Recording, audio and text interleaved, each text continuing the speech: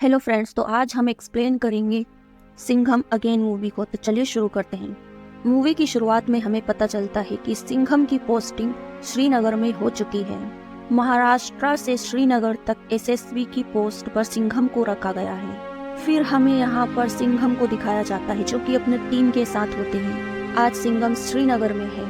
इसके बाद हमें अवनी के बारे में बताया जाता है जो कि सिंघम की पत्नी होती है। अवनी कल्चरल मिनिस्टर के एक डिपार्टमेंट में काम करती है। इस वक्त वो रामलीला थीम के ऊपर काम कर रही होती है। इन दोनों का एक लड़का भी होता है। अब इनका बेटा लंदन जाने की फिराक में है। एक दिन हमें दिखाया जाता है कि सिंघम श्रीनगर के आसपास के इलाके में रेकिंग कर रहा होता है। हम देखते हैं कि उसकी टीम के पास हथियार भी हैं। हम देखते हैं कि अचानक से उनकी टीम के ऊपर हमला होता है कि वो कोई और नहीं उमर हफीज के लोग होते हैं। हम सिंघम को देखते हैं जो कि उमर हफीज को पकड़ता है और उसे बहुत मारता है। कश्मीर के लोग सिंघम के सामने आते हैं। वे कहते हैं कि हम टेररिस्ट लोगों का कभी साथ नहीं देंगे। पत्थर मारना तो ओल्ड फैशन हो चुका है, हम नया कश्मीर हैं। पर सिंघम उसे शाबाशी देता है। इसके बाद सिंघम उमर हफीज को लेकर जेल में चला जाता है। सिंघम उमर हफीज से कहता है कि साले तू कभी बाज नहीं आएगा, तू भी तेरे बेटों की तरह ही मरेगा। और हफीज सिंघम को धमकी देता है। वो कहता है कि साले तुझे पता नहीं तेरा पाला किससे पड़ा है। और हफीज कहता है कि साले मैं तो चला जाऊंगा, लेकिन जब वो आएगा ना तो पूरे इंडिया में आंधी आ जाएगी। तूने तो सिर्फ मेरे बेटों को मारा है, वो तेरे परिवार को और तुझे भी मार डालेगा। सिंघम कहता है कि उसे यहाँ आने की जरूरत नहीं, तू बता तो सही वो है कहाँ, खुद वहाँ जाकर उसे मारूंगा।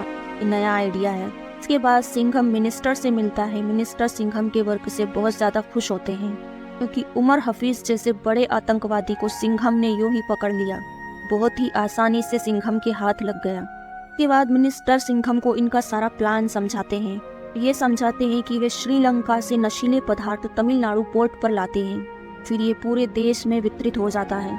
तो कहते हैं कि ये नशीले पदार्थ हमारे यूथ को खराब कर रहे हैं, हम चाहे कितना भी रोकें लेकिन ये रुकता ही नहीं। मिनिस्टर यह भी कहता है कि यह काम अकेला हफीज नहीं कर सकता, वो उसके साथ टीम भी है। सिंघम कहता है कि हाँ सर, मुझे भी यही लगता है कि वो इतनी आसानी से पकड़ में आ गया। हफीज ने मुझे यह भी बताया कि कोई तो हमारा इंतजार कर रहा है। अब शिवा ग्रुप को 2 साल हो चुके हैं। अब ग्रुप का लीडर सिंघम होता है। शिवा ग्रुप के मिशन को कंप्लीट करने के लिए जो भी सिंघम को अपना आइकन मानते हैं वे सभी आएंगे अलग अलग स्टेट से। फिर हमें बताया जाता है कि अवनी रामायण की थीम पर वर्क कर रही है। हाँ, अवनी अपना स्पीच देती है, कहती है कि रामायण के हम आपको चैप्टर बाय चैप्टर पूरी वीडियो से समझाएंगे। तभी सिंघम को पता चल जाता है कि कैसे वो तमिलनाडु के पोर्ट पर वे नशीले पदार्थ पहुंचते हैं। सिंघम अपनी ग्रुप के साथ तमिलनाडु के उस पोर्ट पर हेलीकॉप्टर से उस जहाज पर रेड मारता है, लोगों को अरेस्ट कर लेता है। तो उन लोगों को मार धाड़ करके पता चलता है तो तब वे बताते हैं कि कोई डेंजर लंका नाम करके है। लोग डेंजर लंका के नाम से ही काफी घबरा रहे थे। वे लोग ये भी कहते हैं कि डेंजर लंका ने अब तक तो हमारे परिवार को खत्म ही कर दिया होगा क्योंकि हम तुम्हारे हाथ लग चुके हैं। कुछ गुंडे तो यह भी कह रहे थे अब तो हम लोग भी जिंदा नहीं बचेंगे। उन्होंने इतना आतंक टाइप का बताया है डेंजर लंका को कि उसका बहुत ज्यादा खौफ है। हम कहता है कि मैं तुम्हें और तुम्हारी फैमिली को बचा लूंगा, मुझे डेंजर लंका के बारे में सब कुछ बताओ। कहते हैं कि अगर आपको डेंजर लंका को पकड़ना है तो तुम उसके 3 खास आदमी को पकड़िए। तीनों खास आदमी तमिलनाडु में ही छिपे हुए थे। फिर उन लोगों को पकड़ने के लिए इंस्पेक्टर शक्ति जाती है। वो कोई और नहीं बल्कि अपनी मैडम दीपिका होती है। वो नाम दिया गया है लेडी सिंघम। बहुत ही धमाकेदार एंट्री करती है और बड़े ही एक्शन के साथ उन तीनों गुंडों को पकड़ लेती है। और जब ये इनको पकड़कर जेल में डालती है, जब तक सिंघम अगले दिन यहाँ आने वाला था, शक्ति को ये गुंडे धमकी देते हैं कि अगर हमें नहीं छोड़ा तो डेंजर लंका तुम्हारे पूरे थाने को ही जला डालेगा, यहाँ कोई भी जिंदा नहीं बचेगा। आज के टाइम शक्ति यहाँ पर नहीं थी। डेंजर लंका यहाँ रात में अपनी गैंग के साथ पहुँच जाता है। पूरे पुलिस स्टेशन को वो शमशान बना डालता है। एक एक पुलिस वाले को उसने अपने बड़े से चाकू से बेरहमी से मार डाला। के खौफ का मंजर सभी पुलिस वालों की आंखों में देखा जा सकता है। यहाँ 16 पुलिस ऑफिसर्स मारे गए। अब शक्ति यहाँ खुद को ब्लेम करती है। वो कहती है कि मैं रात में यहाँ नहीं थी और मेरी गैर मौजूदगी में ये सब कुछ हो गया। एक कांस्टेबल की पत्नी भी शक्ति से कहती है कि मैं चाहती थी कि मेरे बच्चे तुम्हारे जैसे बने, लेकिन अब कभी नहीं चाहूंगी कि तुमने मेरे पति को मरने के लिए हाथ छोड़ दिया। फिर अगले दिन सिंघम आता है और शक्ति से कहता है कि तुम्हारी कोई गलती नहीं थी, लंका को तो उसकी मौत बुला रही है और ये मेरी ही लापरवाही है। मैंने नहीं सोचा था कि डेंजर लंका इतना खतरनाक हो सकता है, मैंने उसे हल्के में ले लिया। उसने कहा था कि वो इस पुलिस स्टेशन को शमशान बना देगा, उसने ऐसा ही किया। इधर अवनी के रामलीला वाले प्रोग्राम में कुछ दिक्कत आती है कि रामेश्वरम वाले कुछ फुटेज डिलीट हो चुके हैं, जिसे लेने के लिए उसे फिर से रामेश्वरम जाना होगा और इसके लिए अवनी कहती है कि मैं खुद लेने जाऊंगी। मगर सभी लोग अपने अपने काम में बिजी थे, वे लोग सोच नहीं पा रहे थे कि कौन लेने जाएगा। तब अवनी कहती है कि मैं खुद जाऊंगी, कहती है कि हमारा रामायण का प्रोग्राम नहीं रुकना चाहिए। वो सिंघम से इस बारे में बात करती है। सिंघम कहता है कि ठीक है तुम जा सकती हो, लेकिन अपने साथ दया को ले जाओ, क्योंकि डेंजर लंका कुछ भी कर सकता है। उसने शक्ति के पुलिस स्टेशन में जो किया उसे देखने के बाद सिंघम भी सोच रहा है और वो नहीं चाहता कि अवनी की जान को कोई खतरा हो। फिर अवनी रामेश्वरम पहुंच जाती है और एक कांस्टेबल से चाय के लिए कहती है। कांस्टेबल चाय लेने के लिए पहुंचता है और दया उसके पास नहीं होता है। वो हर जगह छानबीन कर रहा था कि कहीं अवनी को कोई खतरा तो नहीं है। वहीं अवनी के सामने डेंजर लंका होता है, जो कि गंगा की आरती कर रहा होता है। अवनी से मिलता है और रामलीला के बारे में उसको बधाई देता है। कहता है कि मैं तुम्हें जानता हूँ, तुम सिंघम की पत्नी हो, ये वो करके वो सिंघम के बारे में बातें करता करता गलत सलत बोलने लगता है। वो कहता है कि तुम्हारा पति हमेशा सही नहीं हो सकता, इस लंका से तुम डर रहे हो, वो लंका मैं ही हूँ। जब तुम्हारे जो स्टूडियो रूम से रामेश्वरम की फुटेज डिलीट हुई थी, तुम्हें क्या लगता है वो ऐसे ही मिसिंग हो गई? वो मैंने ही मिसिंग करवाई थी। वो लड़की तुम्हारे लिए काम नहीं करती, वो मेरी खाला है। एक प्रज्ञा नाम की लड़की थी जो अवनी के लिए काम करती थी। असल में वो लंका की खाला होती है।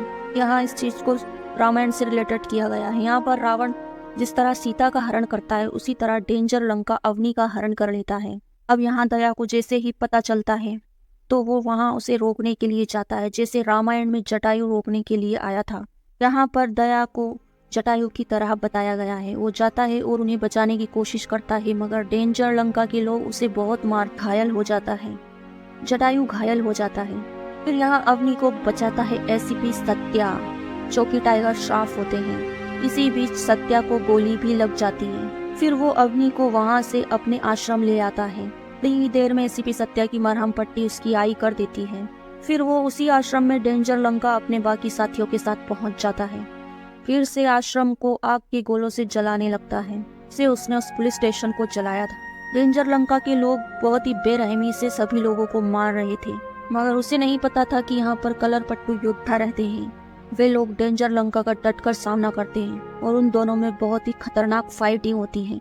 वे दोनों एक दूसरे पर बहुत भारी पड़ते हैं, मगर डेंजर लंका भी बहुत खतरनाक होता है। वो इन सभी योद्धाओं को बहुत ही बेरहमी से मारता है और यहाँ उससे अवनी पर गलती से एक गोली लग जाती है, जिससे अवनी बेहोश हो जाती है। यहाँ पर एसीपी सत्या और उसकी माँ भी यहाँ कुछ नहीं कर पाते। अब डेंजर लंका अवनी को उठाकर यहाँ से ले जाता है।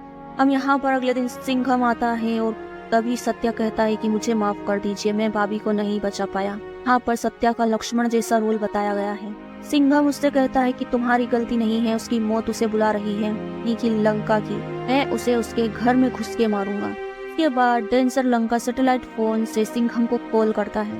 वो कहता है कि सिंघम, कैसा महसूस हो रहा है अपनों को दूर जाते हुए देखकर? तुमने मेरे परिवार को क्यों खत्म किया? ये दादू तेरे पास हैं, जितनी जल्दी हो सके उन्हें छोड़ दे। बल्कि उमर हफीज कोई और नहीं, लंका का ही दादू होता है। लंका की फैमिली एक टेररिस्ट लोग थे, इसलिए सिंघम के द्वारा मारे गए। अब इनका पोता आया है डेंजर लंका के रूप में। यहाँ पर सिंघम डेंजर लंका से कहता है, अगर तुम मेरे देश को बिना बात के चोट पहुँचाओगे, हमारे यूथ को खोखला करने की कोशिश करोगे, तो मैं नहीं ऐसे कई लाखों सिंघम आ जाएंगे तुम जैसे टेररिस्ट को खत्म करने के लिए। अगर मेरी अवनी को कुछ भी हुआ तो तेरे दादा की लाश को मैं लाल किले पर लटका दूंगा। डेंजर लंका मुस्कुराता है और कहता है कि तू अवनी को जिंदा भी नहीं देख सकता, और अगर उसे जिंदा देखना है तो तू अपने चहीते को मेरे पास भेज।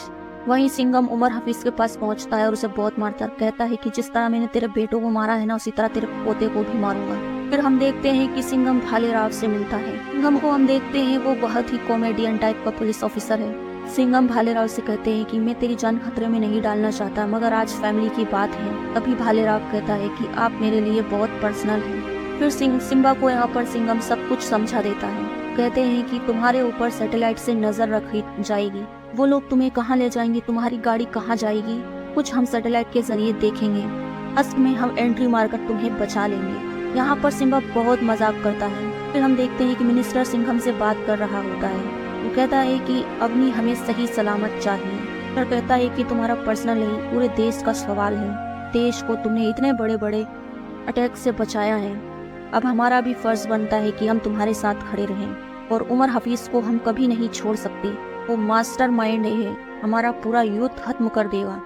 तुम अब अपनी टीम को और अवनी को सही सलामत वापस लेकर आओगे तो डेंजर लंका मुझे मेरे देश की जेल में चाहिए। यहाँ पर हम श्रीलंका में डेंजर लंका को देखते हैं जो कि अवनी से बात कर रहा होता है। डेंजर लंका अवनी से कहता है, रामायण का प्रोग्राम तो तुम कर रही हो, जहाँ पर रावण को हराने के लिए कितने सारे लोग हैं, लक्ष्मण है, जटायु है, हनुमान है। अगर मैं कलयुग का रावण हूँ, इस बार रावण नहीं राम हारेगा। तब अवनी कहती है कि रामायण चाहे किसी भी युग में लिखी जाए, सत्य की जीत हमेशा होती है। दूसरी तरफ पानी के रास्ते से सिंघम श्रीलंका पहुँचता है, ऐसा प्लान बनाया जा रहा है। दूसरी तरफ सिम्बा पहुंच जाता है श्रीलंका। लोग उसकी लोकेशन ट्रेस कर रहे थे, मगर उन लोगों ने उन्हें चकमा दे दिया। तो उन्हें समझ ही नहीं आ रहा था कि सिम्बा कौन सी गाड़ी में है। अब यहाँ सिम्बा डेंजर लंका के सामने पहुंचकर कॉमेडी करना शुरू कर देता है। वो कहता है, तेरे बुढ़े को तू क्यों बचाना चाहता है, वो तो अब बुढ़ा हो चुका है। कहता है कि अच्छा हुआ सिंघम ने तेरे दादू को नहीं मारा। और वो ये कहता है कि अगर हेलीकॉप्टर से वो आ गया ना तो वो तेरी लंका की नामो निशान मिटा देंगे। फिर वो अवनी से कहता है कि अवनी, इन लोगों को मराठी नहीं आती तो हम लोग मराठी में बात कर लेते हैं। वो मराठी में उसको समझा देता है कि सिंघम आ गया है। और वो कहता है कि तुम डेंजर लंका से बिल्कुल डरने की जरूरत नहीं है। यहाँ सिंघम पहुंच चुका था, पर वो छुप कर रह रहा था क्योंकि उन्हें सिम्बा की लोकेशन पता नहीं चल पा रही थी।